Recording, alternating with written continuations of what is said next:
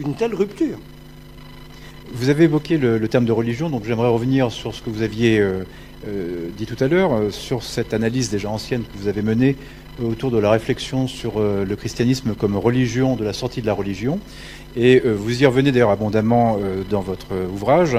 Et pour employer une formule qui peut-être peut en résumer toute partie du propos, vous indiquez notamment, j'avais relevé ça, page 178, que la religion, en un mot, ne fait plus société. Historiquement, il faut se défier de ce mot parce que nous lui donnons un sens qui est celui qui prévaut dans nos sociétés, mais qui représente une rupture totale par rapport au passé. Pour nous, la religion, c'est des croyances personnelles et des pratiques cultuelles ou rituelles qui sont associées à ces croyances. Mais ce n'est pas ça la religion dans l'histoire de l'humanité. C'est l'un des faits majeurs de l'histoire humaine. C'est ce qui a vocation à organiser la collectivité dans une forme relativement définie. Je n'y entre pas pour simplifier les choses. La sortie moderne de la religion, qui n'a été possible que dans le cadre du christianisme, pour des raisons que j'ai essayé d'expliquer par ailleurs, c'est la fin de la religion comme principe de l'organisation collective. Et ça va donner quelque chose de très extraordinaire à la sortie, là encore. C'est, au fond, un renversement total de sens. La religion, c'était le fait collectif par excellence, ce qui est destiné à unir les esprits, à rassembler les êtres, à les tenir ensemble sur la base d'une conviction partagée. Pour nous, la religion subsiste, elle est devenue le plus individuel, le fait le plus individuel qui soit, la conviction la plus intime d'une conscience, y compris... Dire à mon ami Bédier et à Marine Le Pen que l'islam n'est pas une religion à part quelques mouvements soufis. Ils n'ont pas fait la révolution de la pure spiritualité. C'est-à-dire que c'est une religion, comme le judaïsme l'était avant, comme les religions traditionnelles l'étaient même au temps des Romains, des Grecs. C'est-à-dire que c'est une loi qui régit la cité. Il faut bien comprendre ça. Le catholicisme l'était complètement. Le catholicisme a été ambigu dès le début. Parce que Jésus-Christ a refusé... Attention. Non mais Jésus-Christ c'est une chose, mais ce n'est pas ceux qui utilisent le message. Alors attendez. Alors, on ne va pas partir sur une discussion théologique, mais c'est très intéressant.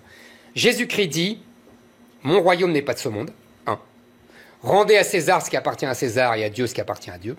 Et quand les Juifs viennent le voir et lui disent « Il faut que tu légifères sur telle ou telle chose », il dit « Non ». D'ailleurs, les Juifs sont très déçus, parce qu'ils n'ont pas l'habitude. Et quand l'Église, c'est là où Marc a raison, des siècles plus tard, parce qu'au départ, le christianisme, contrairement à l'islam, se répand dans un univers qui s'appelle l'Empire romain. Or, l'Empire romain, il y a déjà des lois, et bon Dieu, des sacrées lois. Vous voyez, c'est pas un désert, l'Empire romain. Donc, les chrétiens respectent la loi. Le christianisme prend tout de suite une coloration spirituelle. Vous comprenez la différence? L'islam, non, c'est un désert au départ, et Mahomet est chef de guerre, est chef spirituel, et chef législateur. Comme le fut Moïse. Vous voyez, c'est la même chose. Donc, vous voyez bien la différence. Quand l'Église, d'ailleurs, a eu un problème, quand elle a voulu régler les affaires de la cité, elle n'avait pas de texte.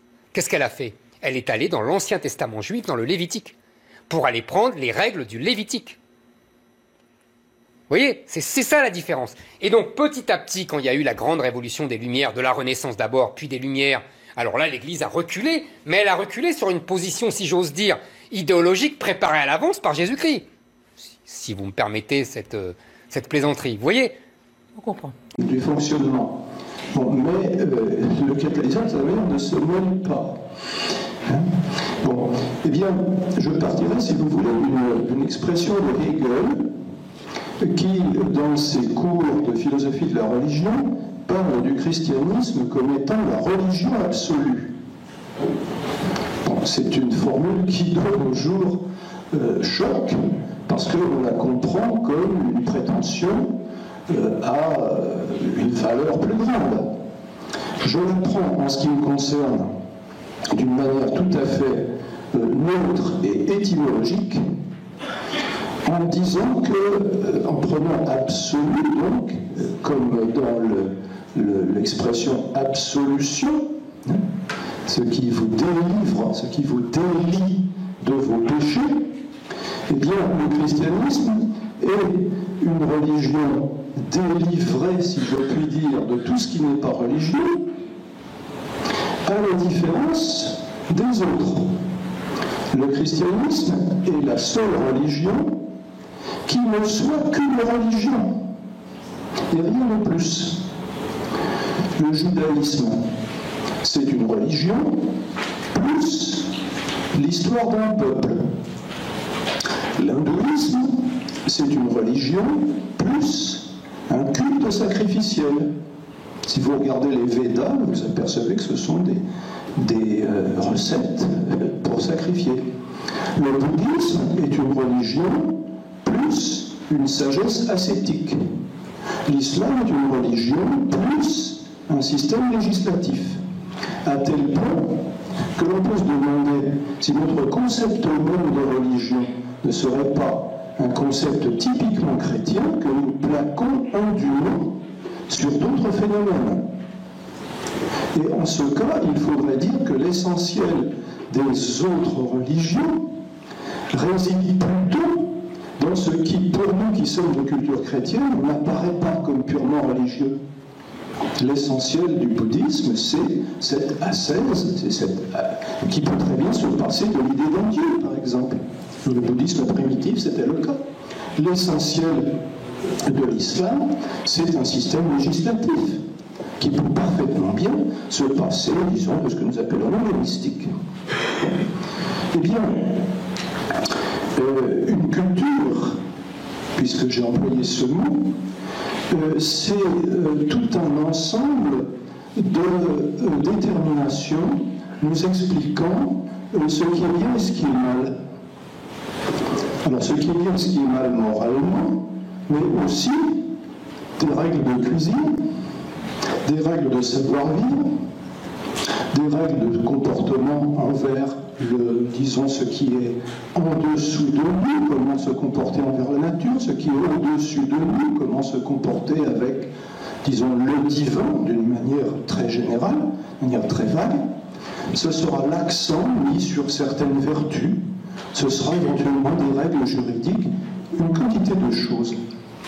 Nous avons dans l'histoire des exemples de ce que c'est qu'une culture. L'hellénisme, ou le romano-hellénisme, était une culture. Les grandes civilisations fluviales d'Égypte et de Mésopotamie étaient des cultures.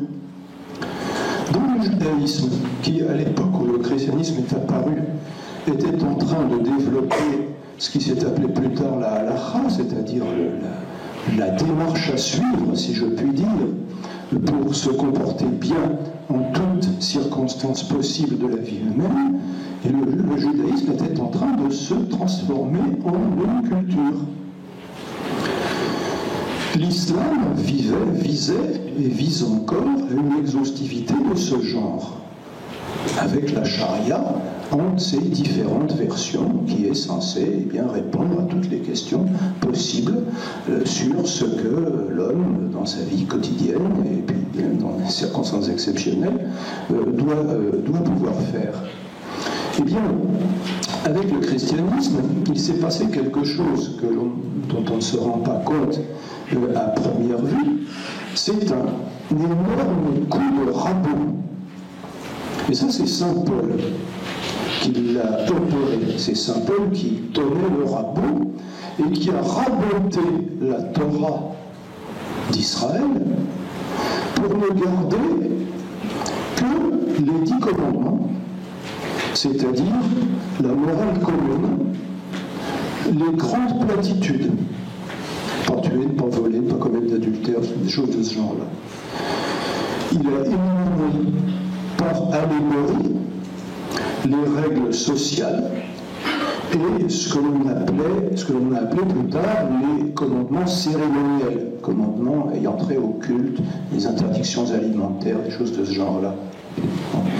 Ce faisant, il a créé un appel d'air Parce qu'il fallait, les problèmes de la vie quotidienne restaient posés.